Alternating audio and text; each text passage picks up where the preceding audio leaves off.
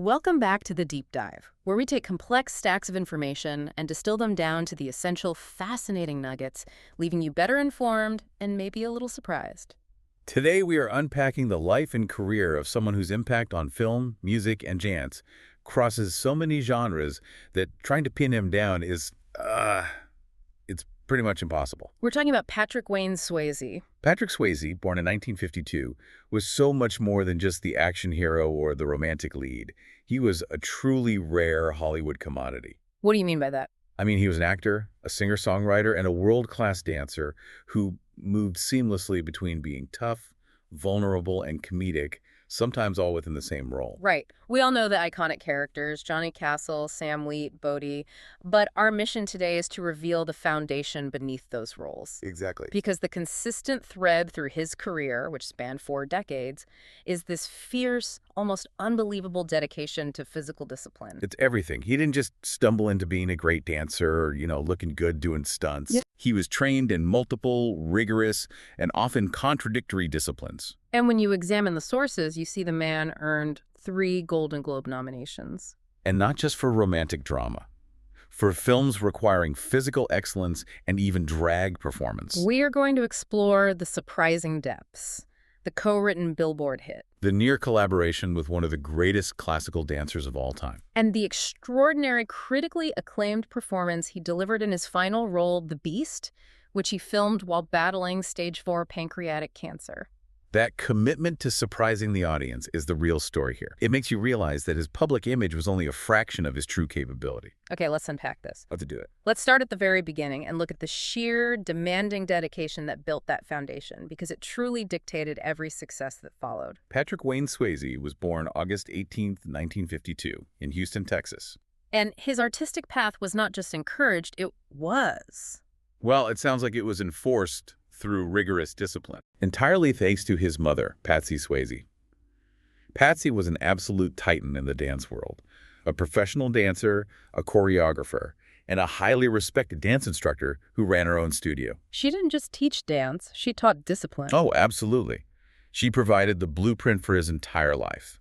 Physical rigor combined with professional commitment. He grew up in the Oak Forest neighborhood, the second of 5 children, a busy household. Very. He had an older sister, Vicky, 2 younger brothers, Don, who also became an actor, and Sean, and an adopted younger sister, Bambi.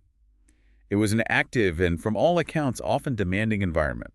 And before we get too far into the arts, there is a fascinating footnote to his background. His lineage, yeah. It connects him directly back to the earliest moments of American history. His paternal ancestor was an Englishman named John Swayze, born in 1619. And Swayze traveled aboard the ship Recovery during the Puritan migration to New England. He settled in the Massachusetts Bay Colony. It's an interesting jump from a 17th century Puritan settler in Massachusetts To the ultimate 20th century embodiment of dance and rebellion. Exactly. And the modern spelling, Swayze, that actually came from John's grandson, Samuel, who was a judge. So it anchors him firmly in early American history, far removed from the studios, but it underscores the deep roots of his family in this country. Absolutely. Now, despite this artistic grounding from his mother, Patrick was clearly pursuing a diverse, almost contradictory set of skills during his school years. Yeah, at St. Rose of Lima Catholic School and Waltrip High School, he was involved in ice skating, classical ballet, and football. Sometimes all at the same time. Right. He was a running back for the Waltrip High School Rams.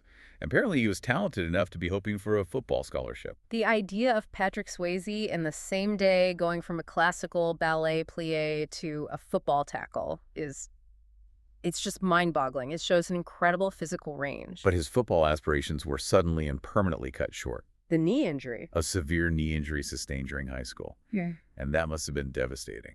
It was a profound turning point. That injury didn't just derail his college scholarship plans. It may have had a much larger historical ripple effect. How so? The severity of the injury likely prevented him from being drafted in 1970, when his Vietnam draft lottery number was called. It was 141. Wow, that's a low number. That would have made his selection probable. Right. So an injury that ended his athletic career potentially redirected his entire life course away from military service and back into the arts. So the knee injury closed the football door, but the sheer physical discipline he had cultivated, It didn't disappear. It just channeled into other pursuits that demanded equal rigor. And this is what's often critically overlooked. Concurrently with his dance and football, he was intensely practicing martial arts. That is correct. He was immersed in wushu, taekwondo, and aikido. And the source material highlights a crucial psychological detail here. Which is? He used these intense physical disciplines, specifically the martial arts, to channel his self-deprecating rage. Wait, hold on. The man who became the sexiest man alive in 1991 and played the ultimate tough guy in Roadhouse was using wushu and aikido to manage self-deprecating rage. That's what the sources say. How do we reconcile that intense internal struggle with the public image of effortless charisma and vulnerability? Well, I think that is the core conflict that defined his best work. The martial arts training provided a controlled, disciplined outlet for powerful internal emotions that just didn't fit the graceful ballet world. So the physical toughness he displayed in later action roles wasn't a performance learned on a soundstage. Not at all. It was an integrated part of his emotional self-management. It was his way of finding balance. He became proficient enough that he later seamlessly played a Marine Corps trainer in the film Uncommon Valor. Because the physicality was authentic. But the primary focus remained dance. Despite the knee setback, he maintained his commitment. In 1972, at the age of 20, he made the crucial move. To New York City, to complete his formal training.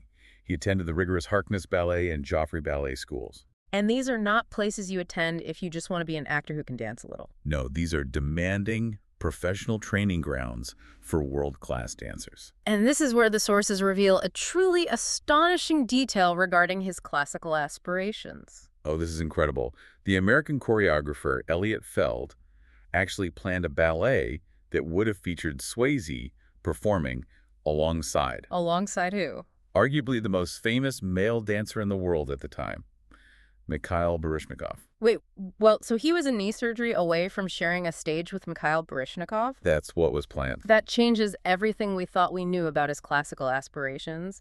It speaks to a level of technical excellence and artistic recognition that goes far beyond any movie role. Precisely. It underscores that his background was in the global elite of classical dance. What happened? That potential collaboration was prevented by the need for another round of knee reconstruction. So while injury prevented him from reaching the very pinnacle of classical dance, that same physical foundation and sheer presence later led him directly toward the stage and screen. And the New York move paid off professionally almost immediately, even without the Baryshnikov connection. His first professional appearance was as a dancer for the Disney theatrical group in a show called Disney on Parade. Which led quickly to a major theatrical role. Right. He starred as Danny Zuko in a replacement cast for the long-running Broadway production of Grease. It's an incredible career arc in such a short period. From classical ballet and self-managed rage in martial arts to a major Broadway lead. It speaks volumes about his sheer versatility and that rigorous multidisciplinary training his mother established. He could pivot instantly. He could handle the precise technical demands of ballet. The controlled aggression of martial arts. And the high-energy theatricality required for a Broadway show like Grease. That layered foundation made him uniquely ready for the 1980s, where he would transition from the stage to the screen and become a global phenomenon. It's clear that by the time he hit his 20s, he was an absolute professional athlete and artist, forged in the intense heat of classical discipline. The transition from the New York stage to Hollywood screen work in the late 70s and early 80s was busy, but it started with smaller projects. Right. His film debut was in Skatetown, USA in 1979. As a character named Ace, a movie that showcased his skating and dance skills. He was taking whatever work he could get. Like what? A disco-themed commercial for Pabst Blue Ribbon. No way! And even a quick appearance in the music video for Toto's massive hit, Rosanna. He was definitely in the mix, but one of his most significant early TV roles, one that truly foreshadowed his dramatic depth, came in 1981. He appeared in the episode Blood Brothers as Private Sturgis. And this role was a quiet powerhouse. Absolutely. Sturgis was a soldier with minor physical wounds, but was terminally ill with leukemia. Swayze had to convey the inner agony and quiet dignity of a man facing death. It was a dramatic departure from high-kicking dance roles, and it showed his ability to handle profound emotional weight, not just physical stunts. He was also in the short-lived TV series The Renegades in 1983, playing a gang leader named Bandit. So he was showing he was comfortable in the action space, too. But the real gateway to the film industry, the project that instantly catapulted him into the future stratosphere of Hollywood's leading men. Francis Ford Coppola's 1983 adaptation of S.E. Hinton's The Outsiders. This film was a cultural touchstone and a crucial career move. Swayze played Derry Curtis, the oldest brother, trying to hold his impoverished family together. But what's important here is the sheer star power he was sharing the screen with. Oh, it's astonishing to look back at that call sheet. He was alongside a cast that would define the 80s and 90s. Tom Cruise, Matt Dillon, Emilio Estevez. Rob Lowe, Ralph Macchio, C. Thomas Howell. This was the nascent brat pack dynamic. And Swayze, playing the stern, responsible older brother, had a different presence. More grounded, more mature. It immediately raised his industry profile. He was already a disciplined adult, working with young stars, just finding their footing. And he immediately leveraged that profile into more physical roles. Right after The Outsiders, he was in the Vietnam rescue film Uncommon Valor, Playing a Marine Corps trainer, which utilized his martial arts background. Then, in 1984, he reunited with C. Thomas Howell, along with Jennifer Grey, in the Cold War action film Red Dawn. Which then set the stage for a major dramatic success with the sprawling Civil War miniseries North and South. Right, from 1985 to 1986, where he played Ori Main. He was moving decisively from an ensemble member to a bona fide leading man, alternating between gritty action and deep drama. But his career trajectory was about to undergo a radical shift with a low-budget film that the studio had absolutely zero faith in. Here's where it gets really interesting. We're talking, of course, about Dirty Dancing in 1987. The stories surrounding this film's genesis are legendary. And the source material confirms just how unexpected its success was. The film was made for a shoestring budget of just $6 million. Which is nothing, even for 1987. The studio, Vestron Pictures, was reportedly so unenthusiastic that they only planned a one-week theatrical release before sending it straight to video. They thought it was a disposable teen movie. Nobody predicted the cultural earthquake it would become. Swayze played the magnetic resort dance instructor Johnny Castle, alongside Jennifer Grey's Francis Baby Houseman. Yeah. And crucially, the role demanded that he showcases decades of professional dance training. That Joffrey and Harkness rigor, but mask it with a rebellious, effortlessly cool persona. It was the perfect synthesis of his physical discipline and his on-screen charm. And it earned him his first Golden Globe Award nomination. The film didn't just become a hit, it became a defining global phenomenon. It achieved enormous international recognition, eventually earning over $214 million worldwide. But here is the truly landmark, industry-changing detail that often gets overlooked. The video sales. Dirty Dancing was the first film to sell 1 million copies on video. It helped establish the home video market as a genuine long-term revenue stream for Hollywood. And what often gets missed in the whirlwind of nobody puts baby in a corner is that Swayze was operating as a triple threat. He wasn't just acting and dancing, he was also a singer-songwriter who co-composed and sang one of the most recognizable power ballads of that entire era. She's Like the Wind. That is a fascinating layer of his creativity. That song wasn't a sudden inspiration for the film's soundtrack. No, the sources confirm he originally co-wrote it with Stacey Weidlitz back in 1984. 3 years before Dirty Dancing came out. For them Grandview USA, though it wasn't used then. And its inclusion in the Dirty Dancing soundtrack propelled it to massive commercial success. It peaked at number 3 on the Billboard Hot 100 chart. This wasn't just a track. It cemented him as a genuine musical artist capable of generating a top 10 hit. To reiterate, that kind of capability actor, professional classical dancer, and top-charting musician is incredibly rare, a testament to that foundational discipline we talked about. And following that explosion of fame, he immediately doubled down on his image as an action hero. In the 1989 film Roadhouse with Sam Elliott, he played Dalton, a professional cooler, basically a high-end bouncer. Who specialized in martial arts and philosophy. He was now firmly established across multiple genres as a formidable box office draw who could combine sensitivity with lethal force. The 80s cemented Patrick Swayze as the quintessential romantic dancer. But the 90s, that's where he truly forced the world to reckon with his versatility. Demanding to be seen as both a heartbroken ghost and a daredevil drag queen. The momentum of his career carried straight into the 1990s with a supernatural romantic thriller that cemented his global stardom.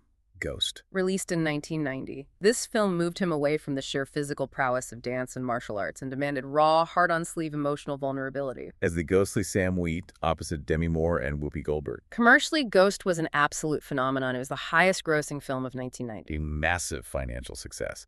And mirroring his Dirty Dancing triumph, it became the most rented video cassette of 1991. But critically, its acclaim was far higher than previous roles. It earned a nomination for the Academy Award for Best Picture. And this performance earned him his second Golden Globe nomination for Best Lead Actor. But there's a truly meaningful behind-the-scenes anecdote that speaks to his character and influence. The casting of Oda Brown. Right.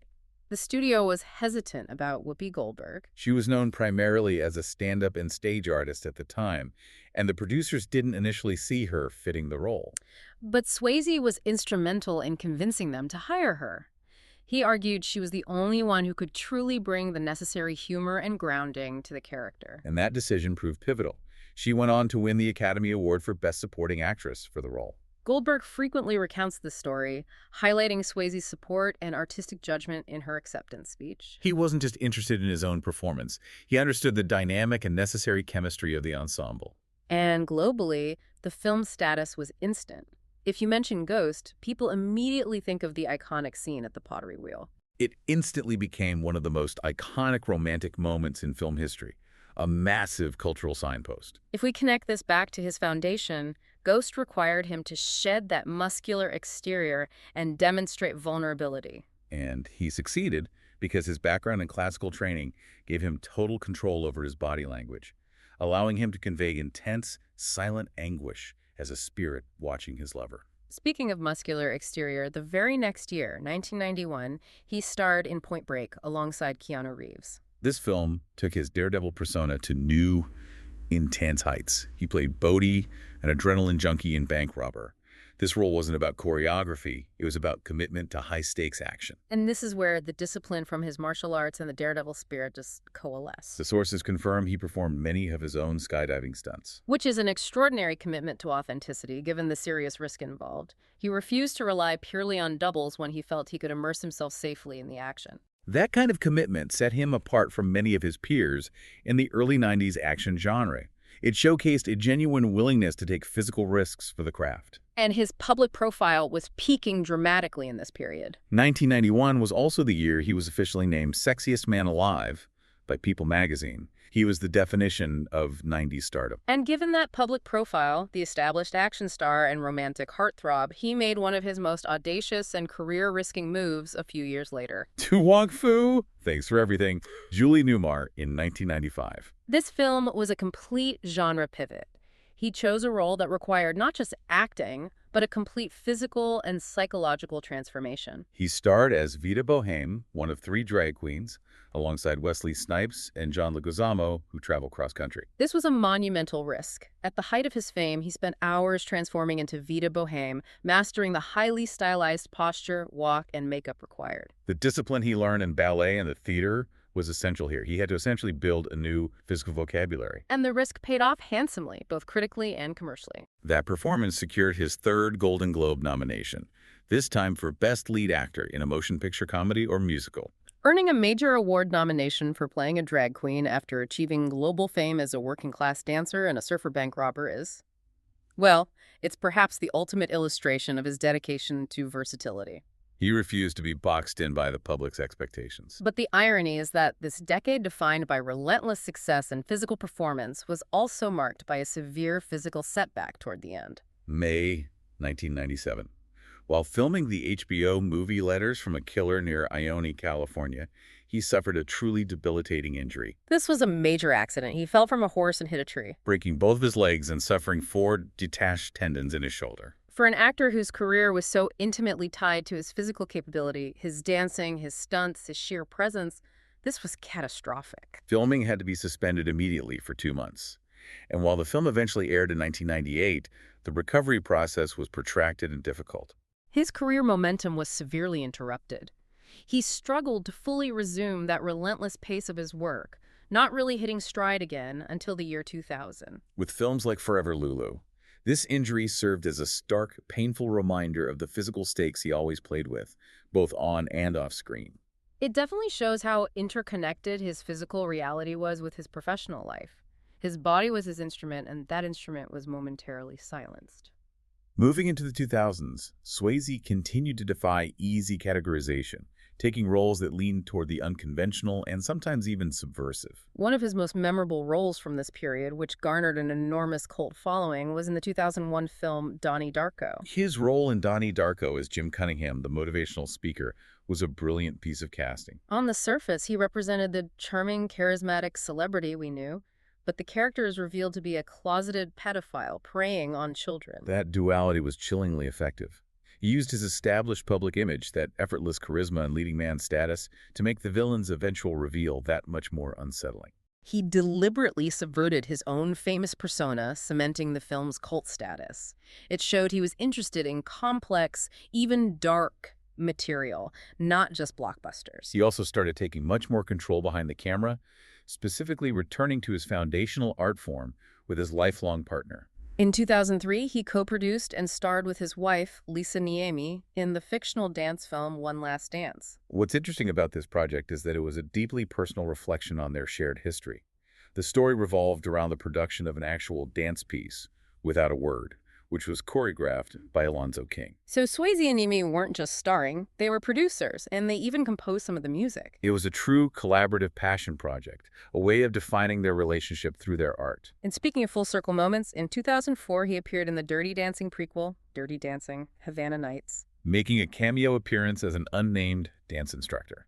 essentially passing the torch to the new generation of stream dancers while acknowledging the role that had defined his early career. His dedication to live performance didn't diminish either, which is rare for someone who achieved his level of film celebrity. Right.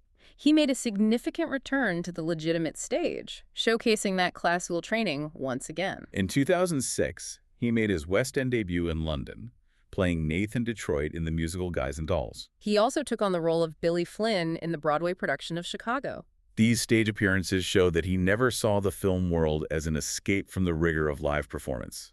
He continually returned to the places that demanded consistent discipline, precision, and endurance. But the most powerful, intense, and ultimately final chapter of his career was yet to come. And it was defined by extraordinary resilience in the face of insurmountable odds. Which leads us to his final acting role, playing the veteran FBI agent Charles Barker in the A&E drama The Beast. The series ran for 13 episodes in 2009 and was filmed in Chicago. And the context surrounding the filming of The Beast is what elevates this performance into legend. He was diagnosed with stage 4 pancreatic cancer in mid-January 2008, shortly after filming the pilot episode. Yet, he continued to work on the entire first season while undergoing rigorous, debilitating treatment. This decision to work, rather than withdraw, required tremendous physical and mental fortitude. He was undergoing chemotherapy and experimental drug trials, facing the cold Chicago weather, and maintaining a grueling production schedule. And the show demanded intensity. Charles Barker was a paranoid, ruthless, highly skilled operative who trained new agents. So the character required absolute focus and commitment, essentially becoming a full-time mental distraction from his illness. And the critics immediately saw the depth of his performance. It wasn't just bravery they were applauding, it was the quality of the acting. Alan Sepinwall, a highly respected TV critic, offered a powerful review. He suggested that this challenging role may have actually been fueling his fight against the disease, calling it the best performance of his career. Think about what that means. To achieve your best professional work while fighting a terminal disease with pain and exhaustion clouding every moment, it requires a depth of mental preparation and discipline that few people ever attain. The physical and emotional control he learned from his mother in the ballet studio decades earlier became his final, most powerful tool. It truly underscores his immense drive and dedication to his craft. The implication is that the demands of embodying this complex, tough, constantly on-edge character became a literal lifeline, a purpose to keep fighting and functioning. It is the ultimate testament to the power of artistic discipline. To fully understand the immense drive Patrick Swayze demonstrated in his final roles, we have to look closely at his personal life, starting with his central partnership. His marriage to Lisa Niemi. It lasted 34 years, from June 12, 1975 until his death. It was a remarkable lifelong partnership, deeply rooted in dance. They met in 1970. Swayze was 18 and Niemi was just 14, taking dance lessons from his mother, Patsy. That dynamic meeting in the crucible of his mother's rigorous training meant their relationship was built on a foundation of shared professional ambition and physical discipline. And while they shared that deep professional and personal connection and remained together until the end, they had no children, though Niemi did suffer one miscarriage early in their marriage, What's fascinating, again, is the direct link between that intimate relationship and his artistic output. which often gets romanticized without realizing the depth, Yes, the source material explicitly confirms that Lisa Niemi was the specific inspiration behind his huge hit song, She's Like the Wind. which he wrote 3 years before Dirty Dancing came out. She wasn't just his wife. She was his muse and creative partner. Which is exemplified by their decision to co-produce, co-star, and compose music for that deeply personal dance film, One Last Dance. Beyond his relationships, the sources reveal a man deeply engaged in spiritual and philosophical exploration. He was clearly searching for deeper meaning. Beyond the fleeting nature of fame and performance, He's quoted as saying, "I've always felt there was something different in there. I was scared to look for it. I fear I wouldn't find anything." that inner search led him to explore a wide variety of belief systems and practices throughout his life. He got involved in Soka Gakkai Buddhism, participated in EST training, that controversial but influential self-help seminar system, attended therapy, and practiced transcendental meditation. He valued looking into various belief systems and respecting other religious teachings. It indicates a high level of intellectual and spiritual curiosity that countered the simple tough guy image he often portrayed. He was actively trying to understand his place in the universe, using a methodology of rigorous self-examination that mirrored his physical training. However, like many public figures, especially those living high-pressure lives, he faced significant personal challenges. He publicly recounted a decade-long battle with alcoholism, which was reportedly triggered following the death of his father. His recovery in the 1990s led to a major decision. He temporarily withdrew from the relentless pace of show business and retreated to his ranches in California and New Mexico. This period of respite was crucial for his recovery, providing a necessary separation from the intensity of Hollywood. And this wasn't an idle retirement. He channeled his energy into a different kind of rigorous activity. Breeding Arabian horses. His focus was so intense that his best-known horse from this period was Tammin, a chestnut Arabian stallion. This retreat into ranching and equestrianism provided a controlled, grounding environment for him to heal and refocus, away from the spotlight that had been burning so intensely. Now we come to one of the most surprising facets of his life, his skill as an aviator. And the unexpected incidents that brought him to the attention of the National Transportation Safety Board, or NTSB. Swayze was an FAA licensed pilot with an instrument rating, meaning he was certified to fly complex aircraft, often relying solely on instruments. This speaks yet again to his perpetual need for high-risk, high-skill activities. Flying a multi-engine plane by instrument alone demands the same type of laser-like focus and technical precision as classical ballet or martial arts. And the first and most revealing incident occurred on June 1st, 2000. He was flying his twin-engine Cessna 414 from Van Nuys, California, back to his ranch in New Mexico with his dogs. Due to a pressurization problem, he had to make an emergency precautionary landing on a remote dirt road in Prescott Valley, Arizona. He successfully landed the plane, although the right wing reportedly struck a light pole on the road, causing minor damage, but Swayze and his dogs were unharmed. But the subsequent NTSB investigation revealed deeply concerning findings about the state of the pilot, not just the plane. The NTSB findings determined that the probable cause of the accident was his physical impairment due to the cumulative effects of carbon monoxide. That's a huge finding.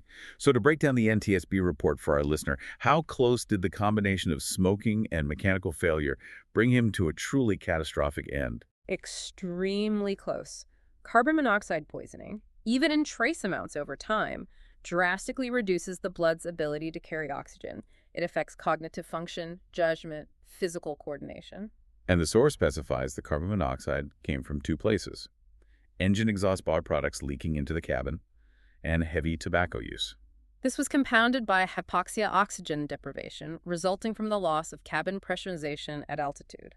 That combination impaired his decision-making significantly. And there were initial confusing reports regarding substances on board. Yes, the source clarified that police witnesses initially claimed he appeared intoxicated and asked for help removing evidence, specifically wine and beer. However, the official report later clarified that the alcohol was stored in inaccessible external storage compartments and was not in the cabin during the flight. So the core life-threatening cause remained the combination of carbon monoxide and low oxygen affecting his brain and physical function, which is a serious technical finding. The incident clearly underscores that pattern of high-stakes physical immersion, whether in the air or on screen, was an intrinsic and dangerous part of his personality. Yet he continued flying, though perhaps with increased caution. A second incident occurred just 6 years later, on December 27, 2006, while he was flying the same Cessna 414 with Lisa Niemi, who was also a licensed pilot. This time, they experienced a total, non-recoverable failure of the right engine during the critical climb phase shortly after takeoff. Thankfully, Lisa Niemi was in the pilot's seat for that flight and successfully landed the damaged plane back in Van Nuys without incident. And after two such serious incidents involving mechanical failure and cognitive risk, the couple decided to sell the Cessna. They purchased a safer, more reliable aircraft, a Beechcraft Super King Air. This brings us to the final, most defining period of his life, his very public battle with cancer. Which, true to form, he faced with characteristic defiance and a determination to keep working rather than retreating. The initial symptoms began subtly in late December 2007. He experienced a burning feeling in his stomach, caused by a blockage of his bile ducts. And this happened just after he completed filming the pilot episode for The Beast. 3 weeks later, in mid-January 2008, he received the devastating diagnosis: stage 4 pancreatic cancer. Pancreatic cancer is known for its aggressive nature and poor prognosis. His response was immediate and focused, mirroring his approach to training. He traveled to the Stanford University Medical Center for intensive chemotherapy and treatment using the experimental drug Vadalinib. Which doctors hoped would starve the tumor by cutting off his blood supply. Despite the gravity of the diagnosis, Swayze maintained an incredibly strong public stance of fighting the disease. In March 2008, he gave an interview insisting he was responding well to treatment and kicking it, actively denying the often sensationalized tabloid claims that his death was imminent. And the fact that he was simultaneously negotiating the filming schedule for the rest of the Beast series, it just speaks volumes about his psychological resilience. His refusal to surrender to the diagnosis. That resilience translated into a major public appearance in September 2008 that had a profound effect on national cancer awareness. He appeared on the ABC, NBC, and CBS simulcast of Stand Up to Cancer, appealing for donations and delivering a powerful, emotional statement to a standing ovation. He used his celebrity not for self-pity, but for global advocacy. He spoke directly about his hope, saying, "I dream that the word cure will no longer be followed by the words, 'it's impossible.'" This marked a rare and powerful moment where an actor facing such a severe terminal disease used their platform to encourage global research and hope, maintaining his characteristic fight even on that public stage. However, the treatments and the disease itself were taking a relentless toll, particularly on his immune system. In January 2009, while still filming The Beast, he was hospitalized with pneumonia, which is a common and dangerous complication caused by the intensive chemotherapy regimen he was undergoing. He was released a week later to recover at home, but it was a sobering reminder of the physical battle he was waging every day. And we must also address the complicated lifestyle factors that played into his health battle. Swayze had been a smoker for 40 years, at one point consuming as many as 60 cigarettes a day. He openly stated that he believed his chain smoking had contributed to the development of his disease. But tragically, he continued to smoke, even while he was undergoing cancer treatment and fighting pneumonia. That is a terrible irony, but it also reflects the profound grip addiction and ingrained habits can hold, even in the face of life-or-death stakes. He was also transparent about navigating different treatment options, acknowledging the complexity of the medical journey. In a January 2009 interview with Barbara Walters, he acknowledged that he was using some traditional Chinese herbs alongside his intensive chemotherapy. However, he was quick to voice his opposition to the unsupported, often predatory claims made by some proponents of alternative therapies, showing a critical eye and a desire for pragmatic solutions, even while desperately seeking every possible option to extend his life. Despite his fierce fighting spirit and the strength he drew from filming The Beast, the disease continued its inevitable progression. Doctors informed him in April 2009 that the cancer had metastasized to his liver. He died just 5 months later, on September 14, 2009, at the age of 57, a little over 20 months after his initial diagnosis. It was a shocking and deeply felt loss for the film world, yet his final professional act was arguably his most critically successful. His publicist confirmed he died of pancreatic cancer, with his family and his side. And as a final marker of his cultural importance and perhaps the role that first defined his global identity, a memorial stone was dedicated in November 2009. At the Mountain Lake Hotel in Virginia, which was the iconic location where Dirty Dancing was filmed. Looking back at the depth of the source material, the biggest takeaway for you, the listener, should be the unexpected complexity of Patrick Swayze's preparation. He wasn't just a movie star who got lucky. He was a genuine professional dancer, steeped in classical training that put him on the cusp of performing with Baryshnikov. A serious martial artist trained in wushu, taekwondo, and aikido, a licensed instrument pilot, and a top-charting songwriter. Absolutely. His career path was never straight.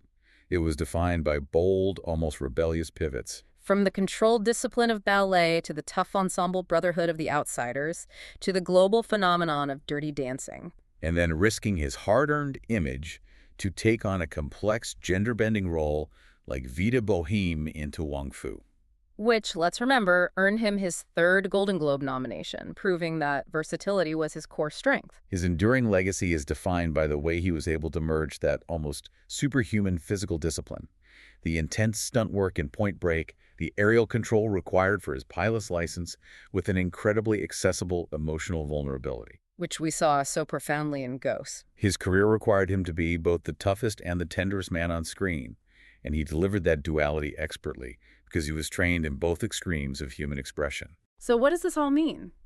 The takeaway here isn't just that he was brave in the face of illness, it's that when he faced death, his lifetime foundation of discipline, the same discipline he learned in ballet class 50 years earlier, the self-control he practiced in the dojo, became his final life-sustaining purpose. He didn't just act while fighting cancer. He delivered his best, most critically acclaimed performance, the work of FBI agent Charles Barker. What does that tell us about the power of sustained dedication when the stakes are impossible? It suggests that for Patrick Swayze, the craft was not merely a job or a passion, but the ultimate expression of his will to live. It was his final fight.